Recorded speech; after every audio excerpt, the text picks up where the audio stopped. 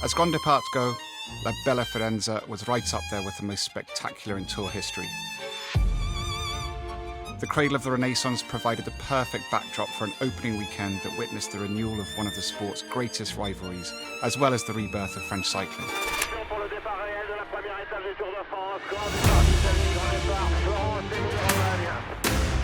In the oppressive Tuscan heat, Mark Cavendish had his doors blown off by the infernal pace. Mercu and Cavendish already off the back. For his Astana team, their only job was to get the Manxman to the finish inside the cut-off time, so that he could live to fight another day. Aïe, aïe, aïe, aïe, aïe, cette image, elle est terrible pour Mark Cavendish qui est en difficulté. Meanwhile, on the Côte de Saint Leo, the fifth of 7 climbs on the road to Rimini, Romain Bardet launched an audacious attack. Romain Bardet attacking. He was able to bridge the gap to the breakaway thanks to the Herculean efforts of teammate Frank van der Broek, the man they call the wattage bazooka. Could the DSM duo take it all the way to the line, or would they be caught? Ils vont tout droit vers la gloire, vers la consécration. Frank van den Broek et Romain Bardet. Van den Broek on the front, Bardet just hoping that it's enough. What a ride from Frank van den Broek. He looks round and it's one last dying effort, but the sprinters opened up behind. It's Wout van Aert and Mads Pedersen. Too late! Too late! C'est gagné! C'est gagné! Romain Bardet! Chapeau. A Roman victory in Italy for all of France to savour. Come on. Does it get any better than this? No.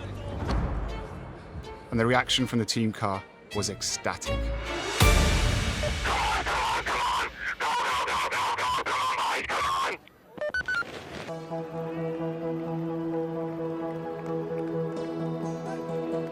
The hills of Emilia-Romagna would be the stage for the first showdown between the two pre-race favourites. Oh, Wout van Aert. Oh, that's really, really significant. But due to a crash featuring several big hitters, the peloton eased off on their chase of the breakaway, where once again, Uno X's Jonas Abrahamsson was chasing polka dots.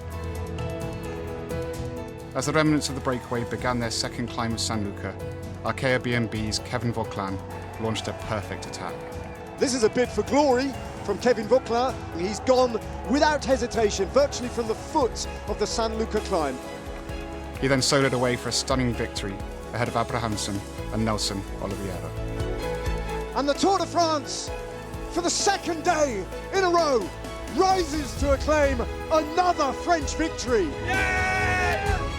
The second ascent of San Luca was likewise where the GC race exploded.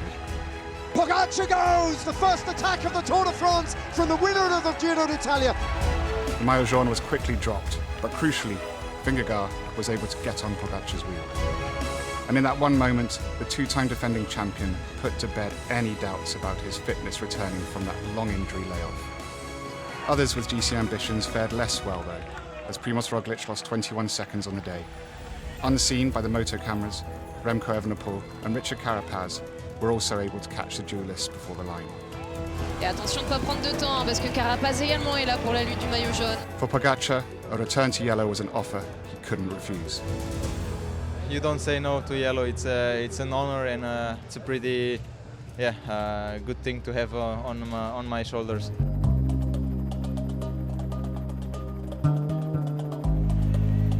If the opening weekend had allowed the Tour to pay its respects to the legendary Gino Bartali and Marco Pantani, Stage 3 passed through Tortona, the hometown of Fausto Coppi.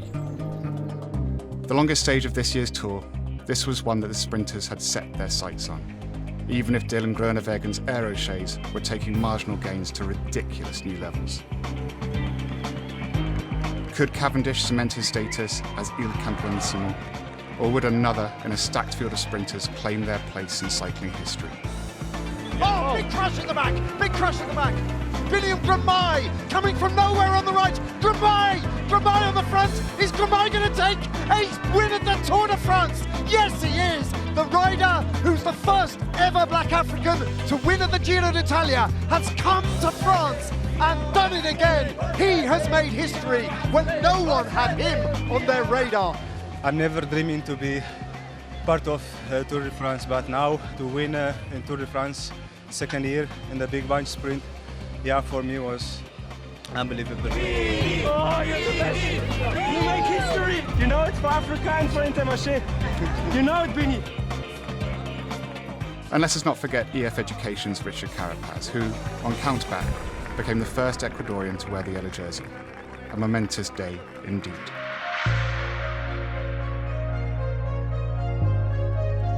Carapaz's hold on yellow survived as long as his 2023 tour lasted. One stage. For the day the tour travelled into France was also the day that Pogačar would make his big move. UAE Team Emirates on the Galibier was redolent of all the great trains of yesteryear, as rival after rival was spat out the back. And then, 900 metres from the summit, Tadej did what Tadej does. Tadej Pogačar tries to go clear of Jonas Vingegaard, but once again, a perfect response from Jonas Vingegaard. Here he goes again now, Pogačar. Vingegaard, the head just drops a little, and the gap for the first time opens up. On the descent, the Slovenian displayed all his verve and fortitude to solo to a definitive stage victory. And Tadej Pogačar is flying down this descent.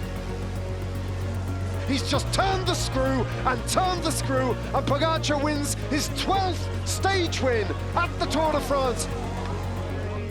Of the other contenders, only Remco Evenepoel and Vingegaard were within a minute on the GC. Race over?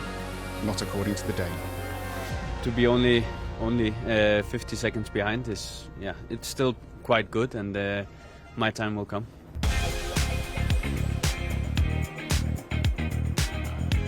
Stage 5 and UAE Team Emirates were at it almost from the flag drop.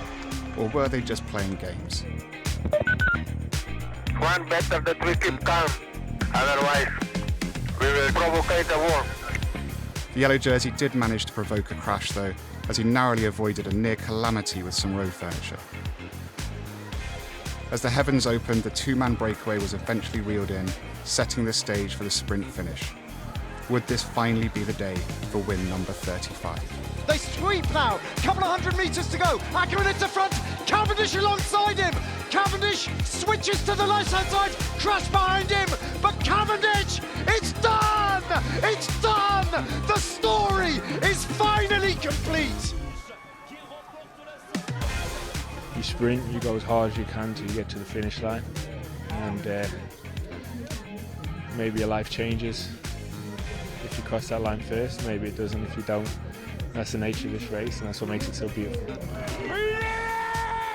35. Everybody has a smile today, even Eddy Merckx, of course.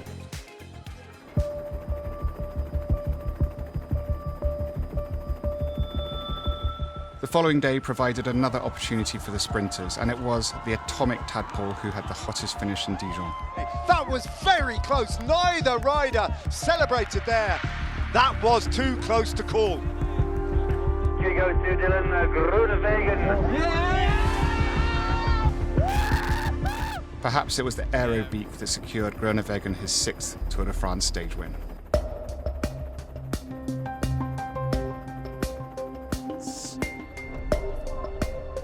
While the likes of Kevin Vauquelin and Victor Campenaerts were enjoying their time in the hot seat, local hero Julien Bernard was enjoying some quality family time.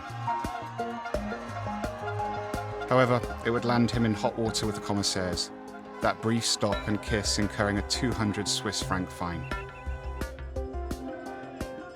Wearing the white jersey of best young rider, but bedecked in rainbow stripes, Remco Evenepoel showed just why he's time trial world champion, with a classy ride in Burgundy. That should be enough for the win. 34 seconds faster, 28.52 is the target to win the stage. It wasn't quite vintage Pogačar over the 25-kilometre course, but it was good enough to put yet more time into his biggest rival. And Tadej Pogačar, not the match for Evenepoel on the day, but only loses 12 seconds to Remco Evenepoel, who takes the stage win.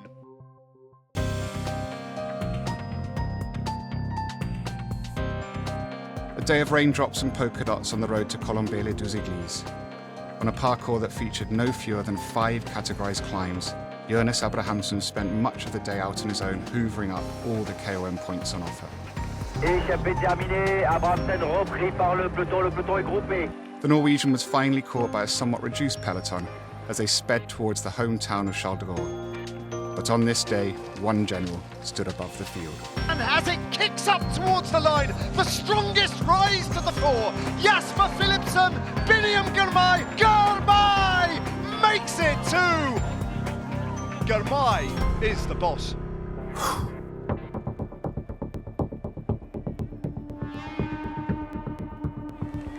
The final stage before the rest day would feature an excursion onto the gravel to add some drama to an opening week that has already been full of romance, as well as action and adventure. They've come to a complete standstill. A pinch point there through the arch. This is a nightmare for some of these riders at the back. So you can see riders totally unseated, absolute chaos. 77.5 kilometres from home, he has decided, Remco Evenepoel, to try and go solo. A big move, Pogačar watching him go. Pogačar goes now, straight onto the front with Vingegaard on the wheel, and they have to shut this down now. Anthony Turgis though, gets there, Pidcock alongside him, Turgis, another win for France! And at the end of it all, the leading men are all where they expected to be, centre stage.